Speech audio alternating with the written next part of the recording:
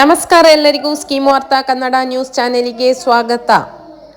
ಬೆಳ್ತಂಗಡಿಯ ಬಾಲಕ ಸುಮಂತ್ ಅವರ ನಿಗೂಢ ಸಾವಿನ ಪ್ರಕರಣಕ್ಕೆ ಈಗ 1 ತಿಂಗಳು ತುಂಬುತ್ತಾ ಬಂದಿದೆ. ಆರಂಭದಲ್ಲಿ ಇದೊಂದು ಅಸಹಜ ಸಾವು ಎಂದು ಭಾವಿಸಲಾಗಿದ್ರೂ ಈಗ ಹೊರಬರುತ್ತಿರುವ ಸಾಕ್ಷ್ಯಗಳು ಮತ್ತು ಹೇಳಿಕೆಗಳು ಇದು ವ್ಯವಸ್ಥಿತವಾದ ಕೊಲೆ ಎಂಬ ಅನುಮಾನವನ್ನು ಬಲಪಡಿಸುತ್ತಿವೆ. ಸುಮಂತ್ ಅವರು ಧನುಪೂಜೆಗಾಗಿ ಮುಂಜಾನೆ 5 ಗಂಟೆಗೆ ಎದ್ದು ಸ್ನೇಹಿತರನ್ನು ಭೇಟಿ ಮಾಡಲು ತೆರಳಿದ್ದರು. ಆದರೆ ನಂತರ ಅವರು ನಾಪತ್ತೆಯಾಗಿ ಪಕ್ಕದ ಕೆರೆಯಲ್ಲಿ ಅವರ ಮೃತದೇಹ ಪತ್ತೆಯಾಗಿತ್ತು. ಇದರ ಕುರಿತು ನಾನು ಈ ಹಿಂದೆಯೂ ಕೂಡ ವಿಡಿಯೋ ಮಾಡಿದ್ದೆ. ಅದರಲ್ಲಿ ನಾನು ಡೀಟೇಲ್ ಆಗಿ ಎಲ್ಲ ಇನ್ಫಾರ್ಮೇಷನನ್ನು ಕೂಡ ತಿಳಿಸಿದ್ದೇನೆ. ಈಗ ಬಂದಿರುವಂತಹ ಒಂದು ಸ್ಫೋಟಕ ಹೇಳಿಕೆ ಅಂತ ಹೇಳಿದರೆ, ಆ ತೋಟದ ಕೆಲಸಗಾರರಾದ ಅಂದರೆ ಅವರ ಮನೆಯ ಹತ್ತಿರ ಇರುವಂತಹ ಒಂದು ಬ್ರಾಹ್ಮಣ ಕುಟುಂಬಕ್ಕೆ ಸೇರಿದ ತೋಟದ ಕೆಲಸಗಾರರಾದಂತಹ ಗಂಗಯ್ಯ ಗೌಡ್ರು ಪ್ರಕರಣಕ್ಕೆ ಹೊಸ ಆಯಾಮವನ್ನು ನೀಡಿದ್ದಾರೆ. ಕೆರೆಯಲ್ಲಿ ಪತ್ತೆಯಾದ ಕತ್ತಿ ತಮ್ಮದೇ ಎಂದು ಒಪ್ಪಿಕೊಂಡಿರುವ ಅವರು ಅದು 5-6 ತಿಂಗಳ ಹಿಂದೆ ಕಳೆದು ಹೋಗಿತ್ತು ಎಂದು ಕೂಡ ಸ್ಪಷ್ಟಪಡಿಸಿದ್ದಾರೆ. ಇನ್ನು ಗಾಯದ ಕುರಿತು ಹೇಳಬೇಕು ಅಂತ ಹೇಳಿದರೆ, ಸುಮಂತ್ ತಲೆಯ ಹಿಂಭಾಗದಲ್ಲಿ ವಿ ಆಕಾರದ ಗಾಯವಿತ್ತು. ಇದು ಕತ್ತಿಯಿಂದಾದ ಗಾಯವಲ್ಲ, ಬದಲಿಗೆ ಕಬ್ಬಿಣದ ರಾಡ್ ಅಥವಾ ಯಾವುದೋ ಮೊಂಡಾದ ವಸ್ತುವಿನಿಂದ ಬಲವಾಗಿ ಹೊಡೆದಾಗ ಉಂಟಾಗುವ ಗಾಯ ಎಂದು ಕೂಡ ಗಂಗಯ್ಯ ಗೌಡರು ವಿವರಿಸಿದ್ದಾರೆ. ಇನ್ನು ನೀರು ಖಾಲಿ ಮಾಡುವಂತಹ ಒಂದು ಸಂಚು ಕೂಡ ಆ ಟೈಮಲ್ಲಿ ಬಂದಿತ್ತು. ಅಂದರೆ ಮೃತದೇಹ ಪತ್ತೆಯಾದ ತಕ್ಷಣ ಪೊಲೀಸರು ಬರುವ ಮೊದಲೇ ಕೆರೆಯ ನೀರನ್ನು ಪಂಪ್ ಮೂಲಕ ಖಾಲಿ ಮಾಡೋಣ ಎಂದು ಸ್ಥಳೀಯರಲ್ಲಿ ಕೆಲವರು ಸಲಹೆ ನೀಡಿದ್ದರು. ಈ ವ್ಯಕ್ತಿಗಳು ಯಾರು ಮತ್ತು ಸಾಕ್ಷ್ಯ ನಾಶಪಡಿಸಲು ಪ್ರಯತ್ನಿಸಿದ್ದರೆ ಎಂಬ ಪ್ರಶ್ನೆ ಈಗ ಎದ್ದಿದೆ. ಅಂದರೆ ಅಪರಿಚಿತ ಬೈಕ್ ಸವಾರರದ್ದು ಕೂಡ ಅವತ್ತು ಒಂದು ಘಟನೆ ನಡೆದಂತಹ ಸಂದರ್ಭದಲ್ಲಿ ಅದೇ ಸಮಯದಲ್ಲಿ ಅಂದರೆ ಬೆಳ್ಳಂಬೆಳಗ್ಗೆನೆ ಆ ರಸ್ತೆಯಲ್ಲಿ ಅತಿ ವೇಗವಾಗಿ ಹೋದ ಅಪರಿಚಿತ ಬೈಕ್ ಸವಾರನ ಬಗ್ಗೆಯೂ ಕೂಡ ತನಿಖೆ ನಡೆಯುತ್ತಿದೆ. ಲೋಕನಾಥ್ ಅವರ ಮನೆಯ CCTV ದೃಶ್ಯಾವಳಿಗಳು ಈ ನಿಟ್ಟಿನಲ್ಲಿ ಪ್ರಮುಖವಾಗಿ ಕೆಲಸವನ್ನು ಮಾಡುತ್ತೆ. ಇನ್ನು ಪೊಲೀಸರ ಪ್ರಾಥಮಿಕ ವರದಿಯಂತೆ ಇದೊಂದು ವ್ಯವಸ್ಥಿತ ಕೊಲೆಯಾಗಿದ್ದು, ಗಂಗಯ್ಯ ಗೌಡರ ಹೇಳಿಕೆಗಳು ಹಂತಕರನ್ನು ಪತ್ತೆ ಮಾಡುವಂತಹ ಕೆಲಸಕ್ಕೆ ಸಹಕಾರಿಯಾಗಬಹುದು. ಈ ನಿಗೂಢ ಸಾವಿನ ಹಿಂದಿರುವ ನಿಜವಾದ ಹಂತಕರು ಯಾರು ಎಂಬುದು ಇನ್ನಷ್ಟೇ ಬಯಲಾಗಬೇಕಿದೆ. ಇನ್ನು ಈ ಪ್ರತ್ಯಕ್ಷದರ್ಶಿ ಲೋಕನಾಥ್ ಯಾರು? ಈ ಪ್ರಕರಣದಲ್ಲಿ ಈಗ ಕೇಳಿ ಬರುತ್ತಿರುವ ಪ್ರಮುಖ ಹೆಸರು ಲೋಕನಾಥ್. ಇವರು ಸುಮಂತ್ ಮನೆಯಿಂದ ಕೇವಲ ಅರ್ಧ ಕಿಲೋಮೀಟರ್ ದೂರದಲ್ಲಿ ವಾಸವಿದ್ದವರು. ಪ್ರತಿದಿನ ಬೆಳಗ್ಗೆ ಧನುರ್ಪೂಜೆಗೆ ಹೋಗುವ ಹವ್ಯಾಸ ಇವರಿಗೂ ಇತ್ತು. ಸುಮಂತ್ ಮತ್ತು ಲೋಕನಾಥ್ ಅವರಿಗೆ ನೇರ ಪರಿಚಯವಿಲ್ಲದಿದ್ದರೂ ಅಂದು ನಡೆದ ಘಟನೆಗೆ ಇವರೇ ಈಗ ಪ್ರಮುಖ ಸಾಕ್ಷಿಯಾಗಿದ್ದಾರೆ. ಆ ನಿಗೂಢ ಬೈಕ್ ಸವಾರನ ಎಂಟ್ರಿ ಘಟನೆ ನಡೆದ ದಿನ ಬೆಳಿಗ್ಗೆ ಸುಮಾರು 5 ಗಂಟೆಯ ಆಸುಪಾಸು. ಲೋಕನಾಥ್ ಅವರು ಪೂಜೆಗೆಂದು ಮನೆಯಿಂದ ಹೊರಬಂದಾಗ ಒಂದು ಬೈಕ್ ಅತಿ ವೇಗವಾಗಿ ಹೋದದನ್ನು ಗಮನಿಸಿದ್ದಾರೆ. ಆ ಬೈಕಿನ ವಿಶೇಷತೆಗಳೆಂದರೆ ಬೈಕಿಗೆ ಯಾವುದೇ ನಂಬರ್ ಪ್ಲೇಟ್ ಇರಲಿಲ್ಲ.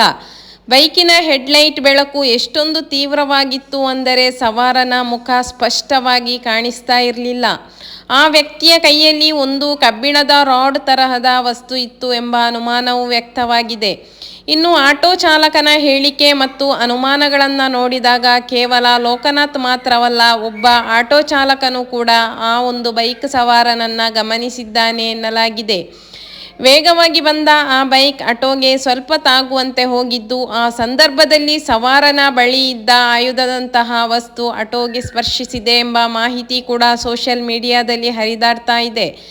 ಇನ್ನು ಪೊಲೀಸ್ ತನಿಖೆ ಮತ್ತು ನಿರ್ಬಂಧಗಳಲ್ಲಿ ಸದ್ಯ ಪೊಲೀಸರು ಈ ಪ್ರಕರಣವನ್ನು ಗಂಭೀರವಾಗಿ ಪರಿಗಣಿಸಿದ್ದಾರೆ.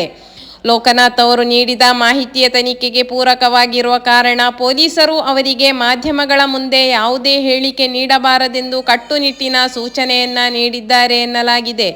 ಇದು ತನಿಖೆಯ ಗೌಪ್ಯತೆಯನ್ನು ಕಾಪಾಡುವ ಉದ್ದೇಶದಿಂದ ಮಾಡಲಾಗಿದೆ. ಇನ್ನು ಸುಮಂತ್ ಸಾವು ಕೊಲೆಯೋ ಅಥವಾ ಅಸಹಜ ಸಾವೋ ಎಂಬ ಗೊಂದಲಕ್ಕೆ ಶೀಘ್ರದಲ್ಲೇ ತೆರೆ ಬೀಳಬೇಕಿದೆ. ಲೋಕನಾಥ್ ಅವರ ಸಾಕ್ಷ್ಯ ಮತ್ತು CCTV ದೃಶ್ಯಾವಳಿಗಳು ಈ ನಿಗೂಢ ವ್ಯಕ್ತಿಯನ್ನು ಪತ್ತೆ ಹಚ್ಚಲು ಸಹಾಯ ಮಾಡುತ್ತದೆ ಎಂದು ಕಾದು ನೋಡಲೇಬೇಕು.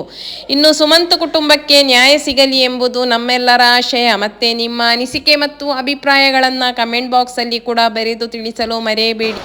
ಈ ಹಿಂದೆ ನಡೆದ ಶ್ರೀಧರ್ ಎಂಬ ಯುವಕನ ಪ್ರಕರಣವು ಸರಿಯಾದ ಪ್ರಚಾರವಿಲ್ಲದೆ ಹೇಗೆ ಮಣ್ಣು ಪಾಲಾಯಿತೋ, ಸುಮಂತ್ ಪ್ರಕರಣವು ಹಾಗಾಗಬಾರದು ಎಂದು ಸಾರ್ವಜನಿಕ ಕಾಳಜಿಯಿಂದ ಈ ಚರ್ಚೆಯನ್ನು ಜೀವಂತವಾಗಿಡಲು ಎಲ್ಲ ಮೀಡಿಯಾದವರು ಕೂಡ ತಮ್ಮ ಶಕ್ತಿಯನ್ನು ಮೀರಿ ಶ್ರಮಿಸ್ತಾ ಇದ್ದಾರೆ. ಇನ್ನು ಶ್ರೀಧರ್ ಎಂಬ ಯುವಕನ ಪ್ರಕರಣವು ಹೇಗೆ ಮಣ್ಣು ಪಾಲಾಯಿತೋ ಅದೇ ರೀತಿ ಸುಮಂತ್ ಅವರ ಪ್ರಕರಣ ಕೂಡ ಹಾಗಾಗಬಾರದು, ಅವರಿಗೆ ನ್ಯಾಯ ಸಿಗಲೇಬೇಕು ಎಂಬ ನಿಟ್ಟಿನಲ್ಲಿ ಎಲ್ಲ ಚರ್ಚೆಯನ್ನು ಕೂಡ ಸಾರ್ವಜನಿಕರು ಅದೇ ರೀತಿ ಮೀಡಿಯಾದವರಾಗಲಿ ಜೀವಂತವಾಗಿಡಲು ಪ್ರಯತ್ನಿಸ್ತಾ ಇದ್ದಾರೆ. ತನಿಖೆಯಲ್ಲಿ ಸಿಗುವಂತಹ ಪ್ರತಿಯೊಂದು ಸಣ್ಣ ಕುರುಹು ಕೂಡ ಈ ನಿಗೂಢ ಸಾವಿನ ರಹಸ್ಯವನ್ನ ಭೇದಿಸಲು ಪ್ರಮುಖವಾಗುತ್ತೆ. ಸುಮಂತ್ನ ಪ್ರಕರಣವನ್ನು ನೋಡ್ಲಿಕ್ಕೆ ಹೋದ್ರೆ, ಸುಮಂತ್ ಎಂಬ ಬಾಲಕ ಒಬ್ಬ ಬಾಲ ವಿಜ್ಞಾನಿ, ಸರ್ಕಾರಿ ಶಾಲೆಯ ಹೆಮ್ಮೆ, ಅಹಮದಾಬಾದಿಗೆ ಹೋಗಿ ದೇಶ ಮೆಚ್ಚುವಂತಹ ಸಾಧನೆ ಮಾಡಬೇಕಿದ್ದ ಪ್ರತಿಭಾನ್ವಿತ ಯುವಕ ಸುಮಂತ್. ಆದರೆ ಇಂದು ಸುಮಂತ್ ಇಲ್ಲ. ಅವನ ಸಾವು ಸಂಭವಿಸಿ 1 ತಿಂಗಳು ಕಳೆದರೂ ಆರೋಪಿಗಳ ಪತ್ತೆ ಇಲ್ಲ. ಇದು ವ್ಯವಸ್ಥೆಯ ವೈಫಲ್ಯವೇ ಅಥವಾ ದೊಡ್ಡವರ ಕೈವಾಡವೇ? ಸುಮಂತ್ ಧನು ಪೂಜೆಗೆ ಹೋಗುವ ದಾರಿಯಲ್ಲಿ ಯಾರಿಗೂ ತಿಳಿಯದಂತೆ ಅವನ ಮೇಲೆ ಅಟ್ಯಾಕ್ ಮಾಡಲಾಗಿದೆಯೇ? ಪೊಲೀಸ್ ಶ್ವಾನ ದಳ ಕೇವಲ 50 ಮೀಟರ್ ದೂರ ಹೋಗಿ ನಿಂತಿದ್ದು ಯಾಕೆ? ಅಲ್ಲಿಂದ ಮುಂದಕ್ಕೆ ಹೋದವರು ಯಾರು? ಅಂದರೆ ತನಿಖೆಯ ವಿಳಂಬ ಯಾಕೆ ಆಗ್ತಾ ಇದೆ ಅಂತ ಕೂಡ ಜನರ ಪ್ರಶ್ನೆಯಾಗಿದೆ. 4 ತಂಡಗಳನ್ನು ರಚಿಸಲಾಗಿದೆ ಎಂದು ಹೇಳುವ ಪೊಲೀಸ್ ಇಲಾಖೆ 1 ತಿಂಗಳಾದರೂ ಸುಳಿವು ಸಿಗದಿರಲು ಕಾರಣವೇನು? FSL ರಿಪೋರ್ಟ್ ಬರುವವರೆಗೂ ಕಾಯುವುದು ಕೇವಲ ನೆಪವೇ? ಸುಮಂತ್ ಒಬ್ಬ ಬಡ ಪ್ರತಿಭಾವಂತ ಎಂಬ ಕಾರಣಕ್ಕೆ ನ್ಯಾಯ ಸಿಗಲು ವಿಳಂಬವಾಗುತ್ತಿದೆಯೇ? ಅಥವಾ ಅವನ ಸಾಧನೆಯನ್ನು ಸಹಿಸದ ದೊಡ್ಡವರ ಕೈವಾಡ ಈ ಪ್ರಕರಣದಲ್ಲಿದೆಯೇ? ಅಂದರೆ ಗೃಹ ಇಲಾಖೆಗೂ ಕೂಡ, ಗೃಹ ಸಚಿವರಿಗೂ ಕೂಡ ಇದು ಬಿಸಿ ತಟ್ಟುವಂತಹ ವಿಷಯವಾಗಿದೆ. ಅಂದರೆ ಸುವರ್ಣಸೌಧದಲ್ಲಿ ಚರ್ಚೆಯಾದರೆ ಸಾಲದು, ಪ್ರತಿಭಾನ್ವಿತ ಯುವಕನಿಗೆ ಸಾವಿಗೆ ನ್ಯಾಯ ಸಿಗಲೇಬೇಕು.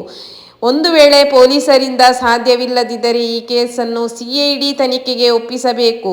ರಾಜ್ಯದ ಜನರು ಭಯದಿಂದ ಬದುಕಬೇಕಾ ಅಥವಾ ನ್ಯಾಯದ ಭರವಸೆಯಲ್ಲಿ ಬದುಕಬೇಕಾ ಎಂಬುದು ಕೂಡ ಎಲ್ಲರ ಪ್ರಶ್ನೆಯಾಗಿದೆ. ಪೊಲೀಸರೇ ಈ ಪ್ರಕರಣವನ್ನು ಆಕಸ್ಮಿಕ ಸಾವಲ್ಲ, ಇದು ಒಂದು ಕೊಲೆ ಅಂತ ಹೇಳಿ ಅವರೇ ಪ್ರಾಥಮಿಕ ವರದಿಯನ್ನು ನೀಡಿದರೂ ಕೂಡ ಯಾಕೆ ಇನ್ನೂ ಕೂಡ ಪ್ರಕರಣವನ್ನು ಭೇದಿಸಲು ಇಷ್ಟು ತಡವಾಗ್ತಾ ಇದೆ? ಅಂದರೆ ಗಾಯದ ವಿವರವನ್ನು ಅವರು ಸವಿವರವಾಗಿ ನೋಡಿದ್ದಾರೆ, ತಿಳ್ಕೊಂಡಿದ್ದಾರೆ. ತಲೆ ಮತ್ತು ಹಿಂಭಾಗದಲ್ಲಿ ಗಾಯಗಳಾಗಿರುವುದು ಸಂಶಯಕ್ಕೆ ಎಡೆ ಮಾಡಿಕೊಟ್ಟಿದೆ. ಇನ್ನು ಶ್ವಾಸಕೋಶವನ್ನು ನೋಡಿದರೆ ಮುಳುಗಿ ಸತ್ತರೆ ಶ್ವಾಸಕೋಶದ ತೂಕ ಹೆಚ್ಚಾಗಿರುತ್ತದೆ. ಈ ಬಗ್ಗೆ ವೈದ್ಯಕೀಯ ಮಾಹಿತಿ ಕೂಡ ಲಭ್ಯ ಇದೆ. ಇನ್ನು ಸಾರ್ವಜನಿಕರ ಒತ್ತಾಯ ಏನು ಅಂತ ಹೇಳಿದೆ, ಪ್ರಕರಣವನ್ನು ಭೇದಿಸಲು ವಿಳಂಬವಾಗುತ್ತಿರುವುದಕ್ಕೆ CID ತನಿಖೆಗೆ ಒತ್ತಾಯ ಮಾಡುವಂತೆ ಎಲ್ಲ ಸ್ಥಳೀಯರು ಕೂಡ, ಸಾರ್ವಜನಿಕರು ಕೂಡ ಈ ಬೇಡಿಕೆಯನ್ನು ಇಡ್ತಾ ಇದ್ದಾರೆ. ಇನ್ನು ಸುಮಂತ್ ಸಾವಿನ ಬಗ್ಗೆ, ಈ ಪ್ರಕರಣಕ್ಕೆ ಸಂಬಂಧಿಸಿದಂತೆ ಪೊಲೀಸ್ ಇಲಾಖೆಯ ಈ ವಿಳಂಬ ಈ ಪ್ರಕರಣ ಭೇದಿಸುವಲ್ಲಿ ವಿಫಲವಾಗಿದೆಯೇ ಅಥವಾ ಏನಾದರೂ ಒತ್ತಡ ಇದೆ ಅಂತ ಹೇಳಿ ನಿಮ್ಮ ಅನಿಸಿಕೆ, ಅಭಿಪ್ರಾಯವನ್ನು ಕಮೆಂಟ್ ಬಾಕ್ಸಲ್ಲಿ ಕೂಡ ಬರೀಲಿಕ್ಕೆ ನೀವು ಕೂಡ ಮರೆಯದಿರಿ. ಇನ್ನು ನಿರಂತರ ಸುದ್ದಿಗಾಗಿ ಸ್ಕೀಮ್ ವಾರ್ತಾ ಕನ್ನಡ ನ್ಯೂಸ್ ಚಾನೆಲನ್ನು ಸಬ್ಸ್ಕ್ರೈಬ್ ಮಾಡಲಿಕ್ಕೂ ಮರೆಯದಿರಿ. ಅದೇ ರೀತಿ ನೀವು ಒಂದು ಲೈಕ್ ಕೊಡುವ ಮೂಲಕ ಸಪೋರ್ಟ್ ಮಾಡಿ.